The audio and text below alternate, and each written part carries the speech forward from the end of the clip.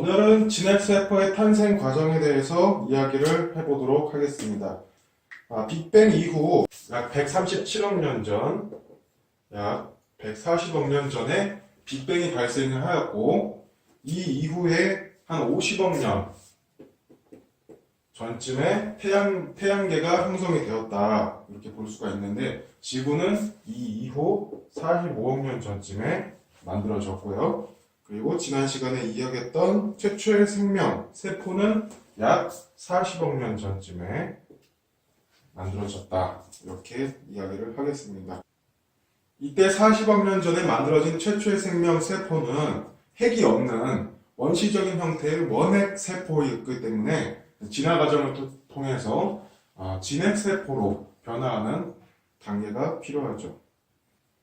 그런데 최초의 생명은 지구가 탄생한 후 약 5억 년 정도밖에 시간이 걸리지 않았는데, 이 최초의 핵이 없는 원시적인 세포인 원핵세포가 보다 복잡하고 진화된 진핵세포로 발전하기 위해서는 20억에서 30억 년 동안의 시간이 필요하게 됩니다. 그만큼 생명이 탄생하는 과정보다도 더 복잡하고 더 확률적으로 희박한 사건이었다, 이렇게 정리를 할 수가 있습니다. 그래서 최초의 생명에서 진핵세포가 탄생되는 것은 20억에서 30억 년이 필요했기 때문에 대략 10에서 20억 년 전쯤에 일어난 사건이었다.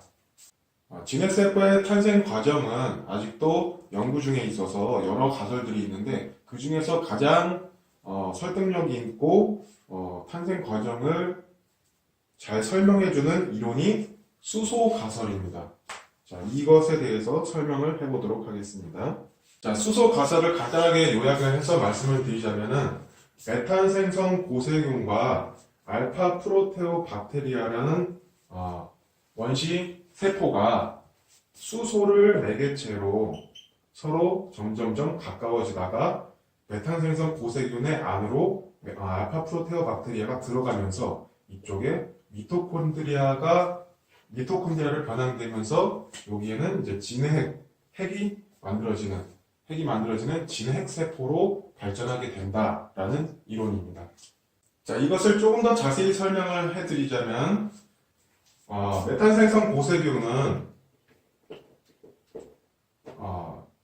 수소와 그리고 이산화탄소의 양분을 얻고 수소에서 호흡을 통해서 에너지를 발생하는 그런 세균이었는데, 알파 프로테오박테리아는 수소를 이용하는 현기성 호흡뿐만 아니라 산소를 이용하는 호기성 호흡도 가능하였다, 이렇게 말씀을 드리고요. 그리고 이 호흡의 부산물로 수소와 이산화탄소를 만들었기 때문에 이 메탄 생성 고세균이 알파 프로테오박테리아와 점점점 가까워지게 되었다, 이렇게 보고 있습니다. 자, 그리고 고세균이라는 것이 기존에 만들어진 최초의 생명체인 세포가 좀 변화한 모습인데, 세포막이 유연하였기 때문에 이 다른 세포를 잡아먹는 식균작용이 가능하였다, 이렇게 이야기를 할 수가 있습니다. 이것을 통해서 기존에는 외부 물질에서 에너지와 양분을 얻던 것을 식균작용을 통해서 양분을 얻게 됩니다.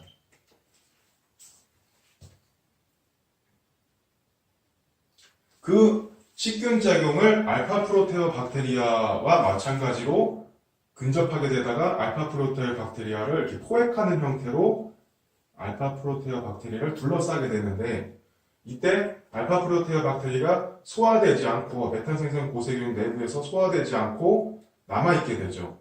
그리고 이 내부에서 메탄 생성 고세균의 호흡을 도와주는 수소와 양분이 되는 이산화탄소를 만들게 됩니다.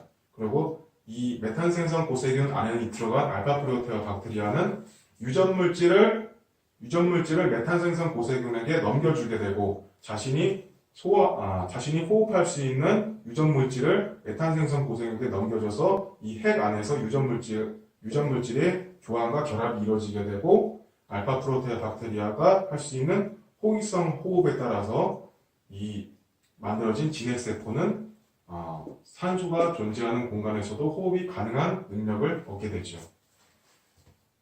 지난 시간에 지구가 탄생하고 추측되는 그 최초의 대기는 이산화탄소였을 거라고 예상이 되는데 이 이후에 지구의 대기 비중에서 산소가 높아지게 됩니다. 그 이유는 시아노박테리아라고 하는 광합성을 하는 세포에 통해서 빛으로부터 양분을 얻고 대기 중에 이산화탄소를 산소로 내뿜는 이 시아노박테리아에 의해서 지구 대기 비중이 산소가 높아지게 되죠. 그리고 시아노박테리아가 군체를 이루게 되면 스트로마톨라이트라고 하는 이러한 돌과 같은 모습이 됩니다. 바닷속에서 이렇게 돌과 같은 모습을 이루면서 산소를 내뿜었기 때문에 지구 대기 비중이 산소가 높아지게 되죠. 현재는 이렇게 화석으로 남아있고요. 이 때문에 메탄 생성 보세균과 알파 프로테어 박테리아로 만들어진 진핵세포는 알파 프로테아 박테리아는 유전 물질을 메탄 생성 보세균에게 넘겨주고 미토콘드리아로 변화하게 되고요. 세포의 대사 활동을 도와주는 역할을 하게 되죠. 그리고 메탄 생성 보세균은 알파 프로테아 박테리아의 유전자를 받아서 호기성 호흡도 할 수가 있게 되고요. 호기성 호흡, 즉 산소가 있는 공간에서도 호흡을 할 수 있게 됩니다.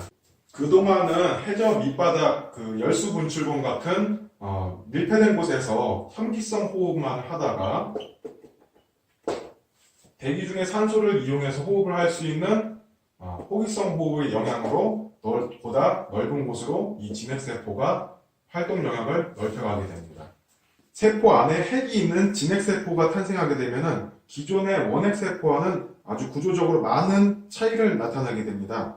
원핵세포와 비교하면 진핵세포의 크기는 원핵세포가 1배의 크기라고 하면 진핵세포는 1만 배에서 10만 배의 크기를 지니게 되고요. 유전물질인 염기의 술은 1000만 개가 한 개인 원핵세포에 대비해서 진핵세포는 6조 개가 넘게 됩니다. 자, 그리고 원핵세포에는 핵막이 없기 때문에 세포 안에 유전물질이 둥둥 떠다니는 그런 원시적인 모습이 되고, 진핵세포는 핵막이 있기 때문에 진핵세포 내부 안에 핵막을 구성하고 그 안에 유전물질이 모여있는 이러한 형태로 진화가 되죠. 그래서 유전물질이 이렇게 핵막 안에 정리가 될 수 있고요. 또 원핵세포는 세포 소기관이 없고요. 진핵세포는 세포 소기관이 있어서 역할의 분화가 나타날 수가 있죠. 즉 미토콘드리아에 의해서 호흡을 더 원활하게 할 수가 있고 그 호기성 호흡을 통해서 활동 영역을 넓힐 수 있다는 장점이 있지만 크기와 유전물질, 염기가 무지하게 많기 때문에 원핵세포에 비해서 훨씬 더 많기 때문에 그만큼 더 많은 에너지가 필요하였다. 이렇게 정리를 하고요. 이 에너지의 충당을 어떻게 하느냐? 보다 능동적인 세포 활동을 통해서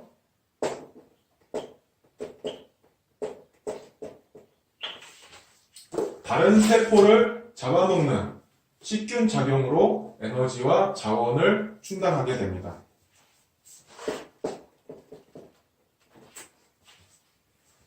지난 시간에 이야기했던 먹고 사는 문제들이 이때부터 본격적으로 생존 문제가 되는 거죠. 원핵세포는 바다에서 만들어진 자원들을 흡수하는 것만으로 충분히 세포 분열을 통해서 번식을 또 할 수 있었고 에너지와 자원을 얻을 수 있었다라고 하면은 원핵세포와는 비교도 안 되는 복잡성과 크기를 지니고 있는 진핵세포는 이런 원핵세포의 방식으로는 에너지와 자원을 충당할 수 없었기 때문에 다른 세포를 잡아먹는 식균 작용으로 그 에너지와 자원을 충당하게 되면서 점점 더 다른 세포를 포획하는 능동적으로 포획하는 방법으로 진화를 해나가게 됩니다. 자, 이 앞으로 지구의 주체 생명체가 되는 진핵세포의 진화 과정에 대해서는 다음 시간에 알아보도록 하겠습니다.